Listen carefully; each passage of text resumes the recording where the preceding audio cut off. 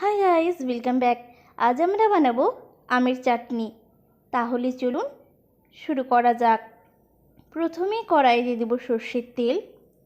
তেলটা গরম হয়ে এলে তার উপরে দিয়ে দেবো 5 ফোড়ন, সর্ষে, কাঁচা লঙ্কা একটু লাল লাল করে ভেজে নিয়ে আমগুলো দিয়ে দেব।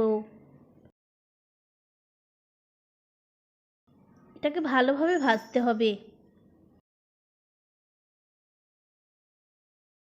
5 মিনিট মতো ভেজে নেওয়ার পর এতে দিয়ে দেব নুন,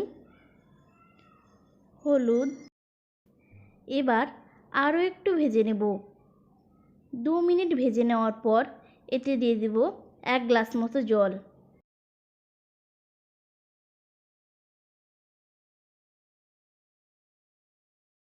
এটা দেখুন ফুটতে শুরু করেছে। এর উপর দিয়ে দেব আমরা কাজু, কিশমিশ, 2টো খেজুর।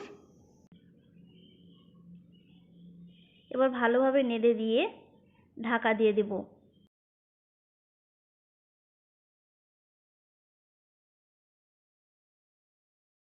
এবার গ্লাস দিয়ে আমগুলোকে গলিয়ে মিক্স করে নেব। এবার দিয়ে দেব চিনি, আবার মিক্স করে দেব।